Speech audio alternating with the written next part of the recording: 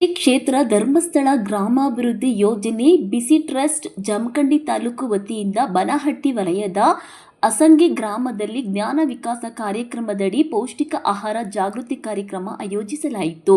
ಕಾರ್ಯಕ್ರಮವನ್ನು ಬಾಗಲಕೋಟೆ ಜಿಲ್ಲಾ ನಿರ್ದೇಶಕರಾದ ಶ್ರೀ ಚನ್ನಕೇಶವ ಉದ್ಘಾಟಿಸಿ ಮಾತನಾಡಿ, ಜ್ಞಾನ ವಿಕಾಸ ಕಾರ್ಯಕ್ರಮವು ಪೂಜ್ಯ ಮಾತೃಶ್ರೀ ಹೇಮಾವತಿ ಅಮ್ಮನವರ ಕನಸಿನ ಯೋಜನೆಯಾಗಿದ್ದು, ಮಹಿಳೆಯರ ಸಬಲೀಕರಣವೇ ಇದರ ಪ್ರಮುಖ ಉದ್ದೇಶವಾಗಿದೆ ಎಂದರು. ಮಹಿಳೆಯರಿಗೆ ಕುಟುಂಬ ನಿರ್ವಹಣೆ, ವೈಯಕ್ತಿಕ ಆರೋಗ್ಯ, ಸರ್ಕಾರಿ ಹಾಗೂ ಬ್ಯಾಂಕಿನ ವಿವಿಧ ಸೌಲಭ್ಯಗಳು, ಮಹಿಳಾ ಕಾನೂನು ಸೇರಿದಂತೆ ವಿವಿಧ ಇಲಾಖೆಗಳ ಸಂಪನ್ಮೂಲ ವ್ಯಕ್ತಿಗಳ ಮೂಲಕ ಅಗತ್ಯ ಮಾಹಿತಿಯನ್ನು ನೀಡಲಾಗುತ್ತಿದ್ದು, ಈ ಕಾರ್ಯಕ್ರಮಗಳ ಸದುಪಯೋಗವನ್ನು ಪಡೆದುಕೊಳ್ಳುವಂತೆ ಕರೆ ನೀಡಿದ್ದಾರೆ. ಸಂಪನ್ಮೂಲ ವ್ಯಕ್ತಿಯಾಗಿ ಭಾಗವಹಿಸಿದ ಆರೋಗ್ಯ ಇಲಾಖೆಯ ಎಂಕೆ ಮುಲ್ಲಾ ಅವರು ಮಾತನಾಡಿ, ಒಂದು ಕುಟುಂಬದ ಆರೋಗ್ಯ ಆ ಮನೆಯ ಅಡುಗೆ ಮನೆಯಲ್ಲಿಯೇ ಆರಂಭವಾಗುತ್ತದೆ.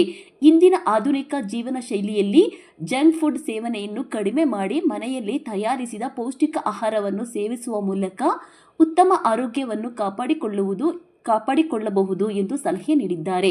ಕಾರ್ಯಕ್ರಮದ ಅಧ್ಯಕ್ಷತೆಯನ್ನು ಅಸಂಗಿ ಒಕ್ಕೂಟದ ಅಧ್ಯಕ್ಷೆ ಶ್ರೀಮತಿ ಸುಜಾತ ಗಾಯಕವಾಡ ವಹಿಸಿದರು.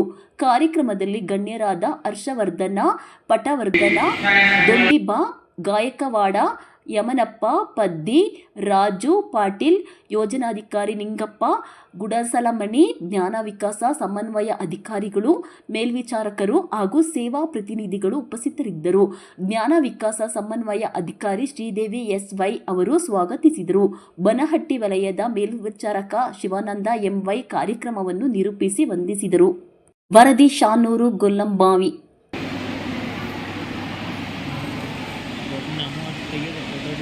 Thank you.